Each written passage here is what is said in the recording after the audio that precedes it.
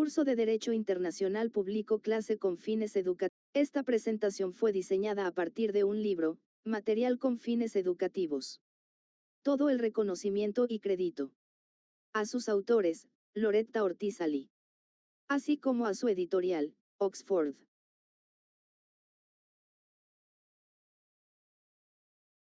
¿Qué efectos tiene la terminación de un tratado?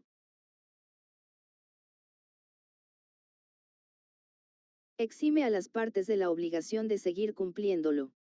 No afecta a los derechos, obligaciones o situaciones jurídicas creadas previamente durante su vigencia.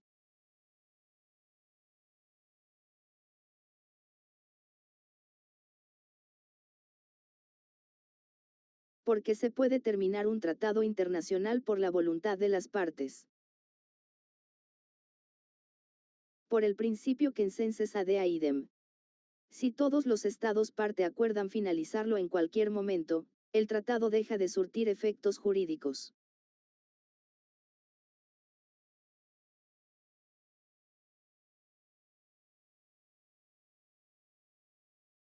¿Cuánto dura la vigencia de un tratado internacional? Depende del texto, puede ser por un plazo determinado, hasta que se cumpla un objetivo específico o de forma indefinida hasta que ocurra una causa de terminación.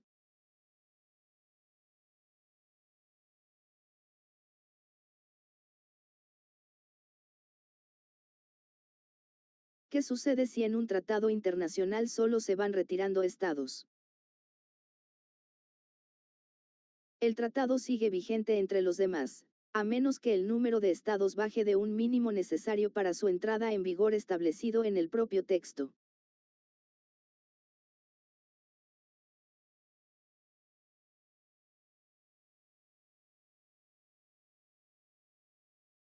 Porque se puede terminar un tratado internacional por denuncia de un tratado que no contenga disposiciones al respecto. Solo si se demuestra que las partes admitieron la posibilidad de denuncia por su naturaleza o si la intención de las partes era permitirla.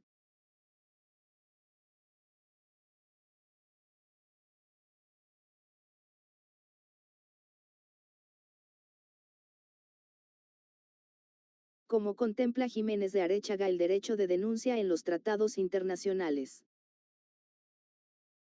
Sostiene que la denuncia es una facultad excepcional que requiere una intención clara de las partes, pues el principio general es la estabilidad de los compromisos.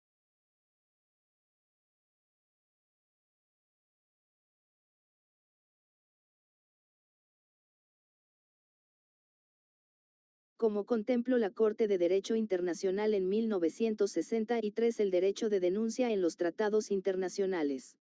Determinó que la falta de una cláusula de terminación no implica perpetuidad, permitiendo la denuncia bajo condiciones de notificación previa de 12 meses.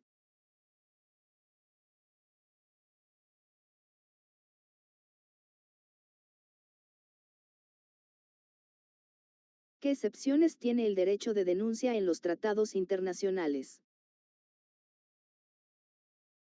No se pueden denunciar tratados que establecen fronteras territoriales o aquellos de carácter humanitario y derechos humanos que no prevén su propia terminación.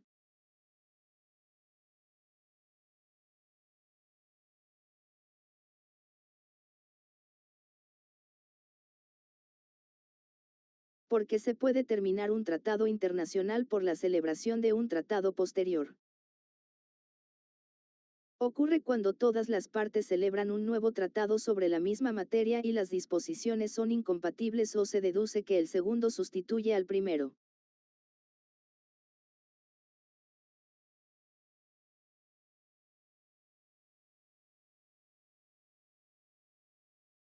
Porque se puede terminar un tratado internacional por la violación grave de un tratado. Porque el incumplimiento de una disposición esencial faculta a la otra parte, o partes, a dar por terminado el vínculo como medida de justicia y defensa.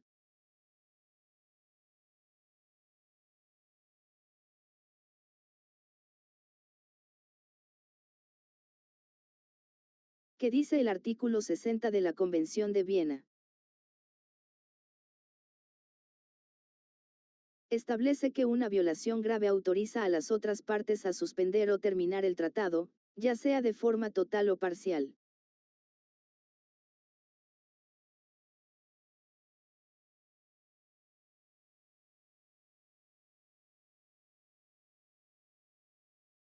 ¿Cómo difieren la Corte Internacional de Justicia y la Convención de Viena sobre la redacción del artículo 60? La CIJ tiende a ser más estricta al definir violación grave, exigiendo que ésta afecte directamente el objeto y fin primordial para justificar la terminación.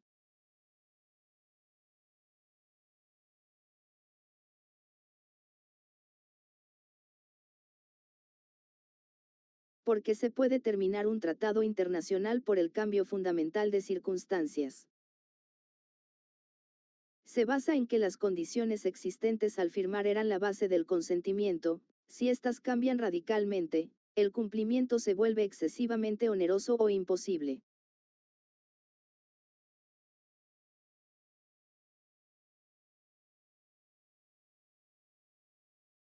Como el artículo 62 de la Convención de Viena evita la terminar un tratado internacional por el cambio fundamental de circunstancias, impone límites estrictos, no se aplica a tratados de fronteras ni cuando el cambio es resultado de una violación cometida por el Estado que lo invoca.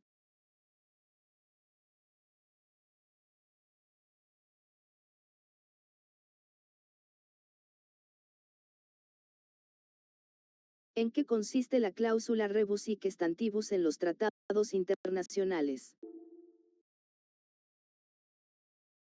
Es la doctrina que permite revisar o terminar un contrato diagonal tratado si las circunstancias bajo las cuales se celebró han variado sustancialmente, estando así las cosas.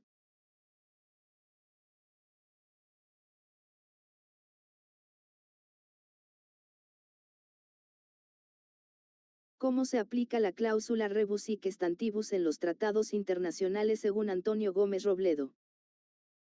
Señala que debe aplicarse con prudencia extrema para no vulnerar el pacta sant servanda, siendo solo una vía de escape ante situaciones imprevisibles y vitales.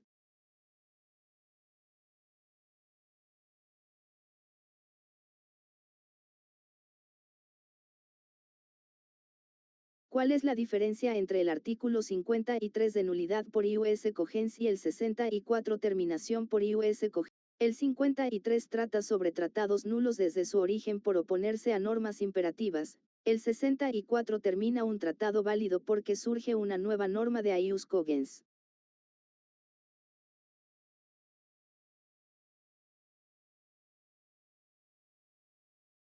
¿Cuál es la diferencia entre el artículo 70 y 71 de la Convención de Viena? El 70 regula las consecuencias generales de la terminación, el 71 regula específicamente las consecuencias de la nulidad de un tratado por violar el ius cogens.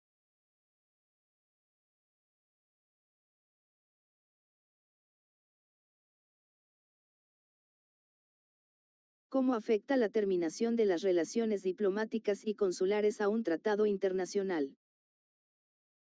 Generalmente no lo afecta, a menos que dichas relaciones sean indispensables para la aplicación práctica de las disposiciones del tratado.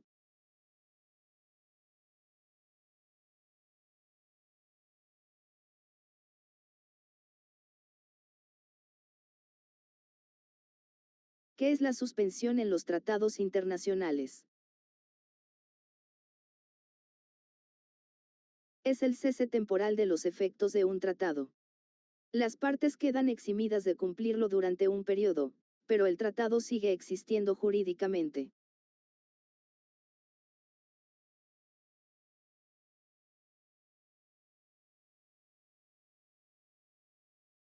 Como contempla el artículo 57 de la Convención de Viena, la suspensión de los tratados internacionales indica que puede ocurrir conforme a las disposiciones del tratado o en cualquier momento por consentimiento de todas las partes tras consulta.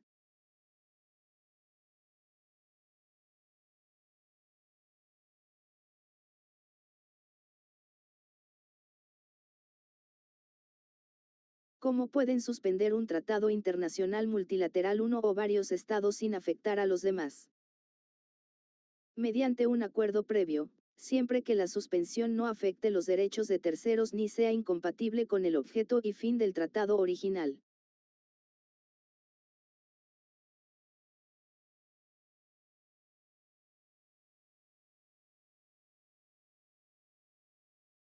¿Qué dice el artículo 72 de la Convención de Viena?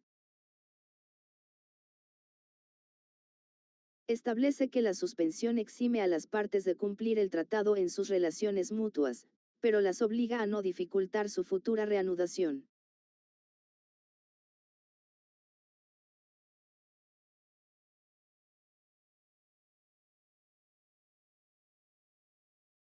¿Dónde se guardan los tratados internacionales multilaterales? Se depositan ante un depositario, que puede ser un Estado, una organización internacional o el principal funcionario administrativo de dicha organización, como el secretario de la ONU.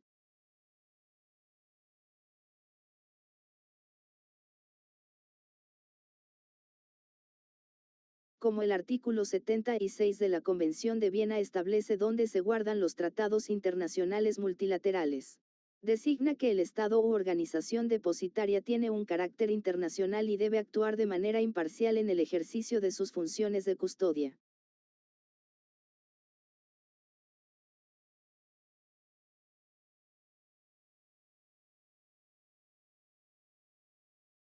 Como el artículo 77 de la Convención de Viena establece cuáles son las funciones del depositario.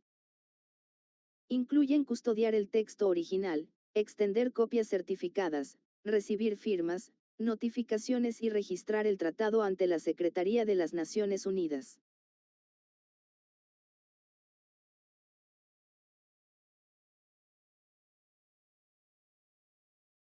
Como es el registro y publicación de los tratados según el artículo 102 de la Convención de Viena. Refiere que todo tratado debe ser registrado en la Secretaría de la ONU y publicado a la mayor brevedad posible para evitar la diplomacia secreta.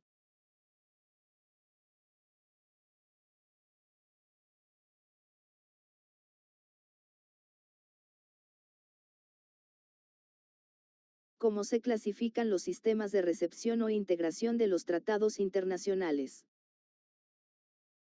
Se dividen principalmente en monismo, integración automática, y dualismo, requiere una ley interna de transformación para que el tratado tenga validez nacional.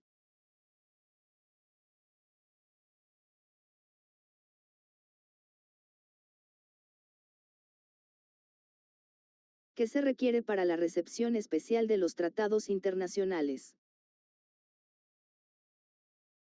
Requiere un acto legislativo interno, como una ley o decreto, que incorpore el contenido del tratado al ordenamiento nacional para que sea obligatorio.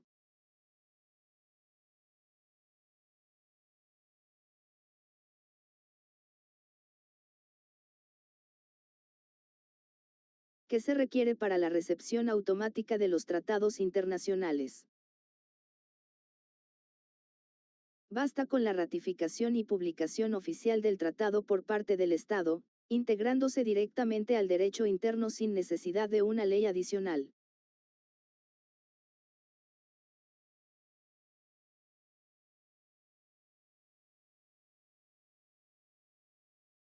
¿Qué procedimiento se debe llevar para saber si aplicar inmediatamente las normas de un tratado internacional una vez aceptado? Se debe analizar si la norma es self-executing, auto-ejecutable, es decir, si es lo suficientemente clara y completa para aplicarse sin reglamentación posterior.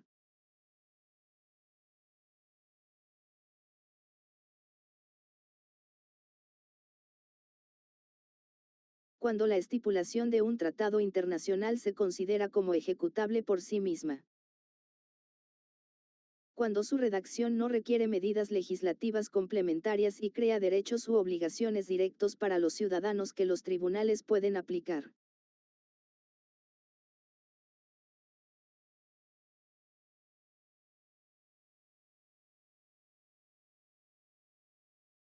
¿En qué consiste la autoejecutividad en los tratados internacionales? Es la capacidad de una norma internacional de surtir efectos inmediatos en el orden interno sin necesidad de un acto legislativo interpuesto por el Estado.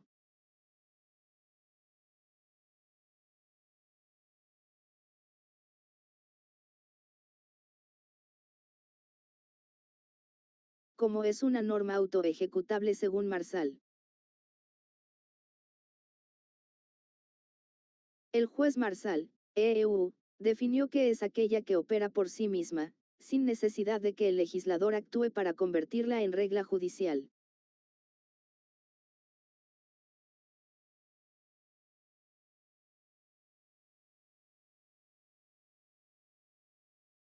¿Cuáles son las condiciones que se necesitan para que una norma sea autoejecutiva según Eduardo Jiménez de Arechaga? Requiere precisión en el mandato, determinación de los sujetos beneficiarios y que no esté condicionada a actos futuros de discrecionalidad estatal.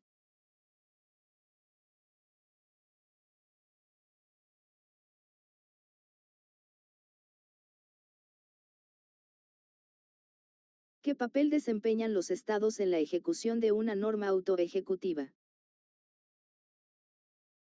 Un papel pasivo en lo legislativo pero activo en lo judicial y administrativo, debiendo garantizar su cumplimiento directo a través de sus autoridades existentes.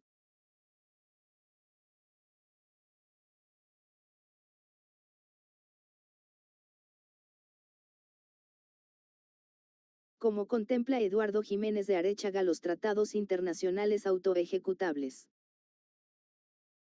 Los ve como herramientas de eficiencia jurídica que permiten que el derecho internacional penetre directamente en la esfera del individuo sin trabas burocráticas.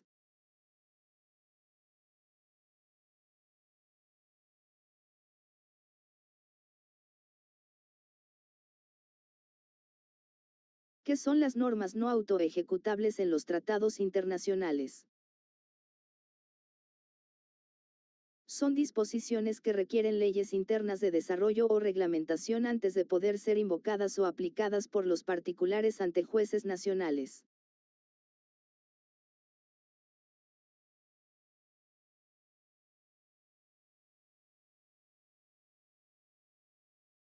¿Por qué México tiene un sistema automático de recepción de los tratados internacionales? Debido al artículo 133 constitucional, que establece que los tratados celebrados por el presidente y aprobados por el Senado son ley suprema de toda la Unión.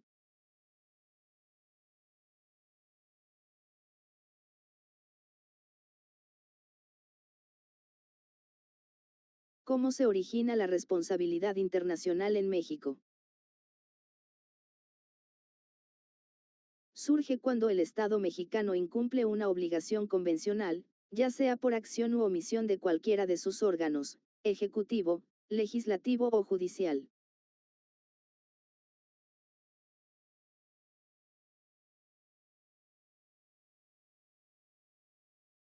¿En qué consiste el IUSAD contractan en los tratados internacionales? Es la capacidad o derecho de un sujeto de derecho internacional para celebrar tratados, soberanía externa en su dimensión contractual.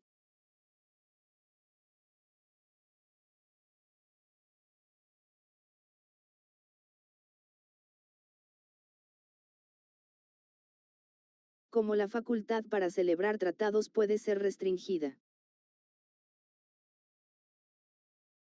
por disposiciones constitucionales internas, límites de competencia, o por normas de ius cogens que prohíben tratados sobre materias ilícitas internacionalmente.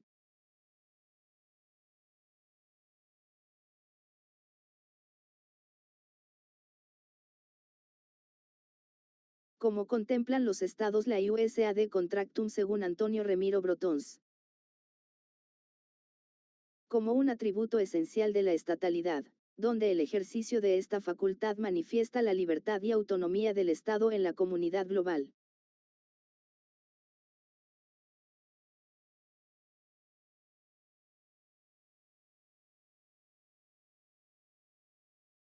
¿Puede un Estado federal celebrar un tratado para sí mismo dentro de una república? Generalmente no, la representación internacional recae en el Estado federal como unidad. Las entidades federativas suelen tener prohibido celebrar tratados con potencias extranjeras.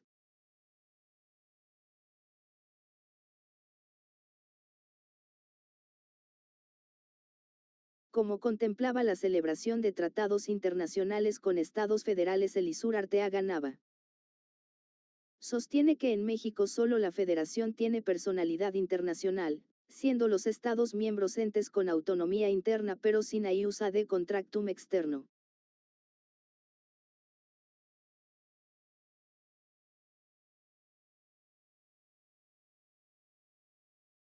¿Cuál es la función de los tratados internacionales según Elisur Arteaga Nava? Servir como instrumentos para coordinar intereses soberanos y establecer normas que, al incorporarse, jerárquicamente se sitúan por debajo de la Constitución pero sobre leyes locales.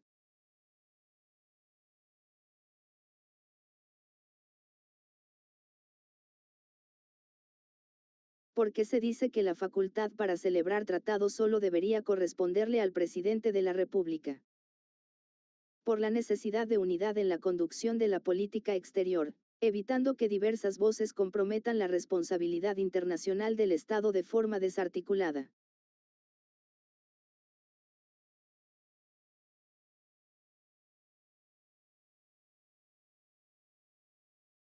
Como contemplaba en quien recaía la facultad de celebrar tratados internacionales Miguel Solís Hernández. Defiende que es una facultad exclusiva del Ejecutivo, pero matizada por el control democrático del Senado para asegurar el equilibrio de poderes.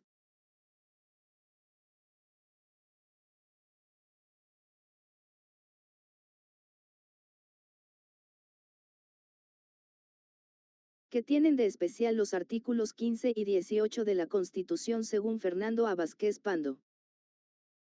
El 15 limita la celebración de tratados sobre extradición de reos políticos, el 18 influye en tratados sobre ejecución de sentencias penales extranjeras.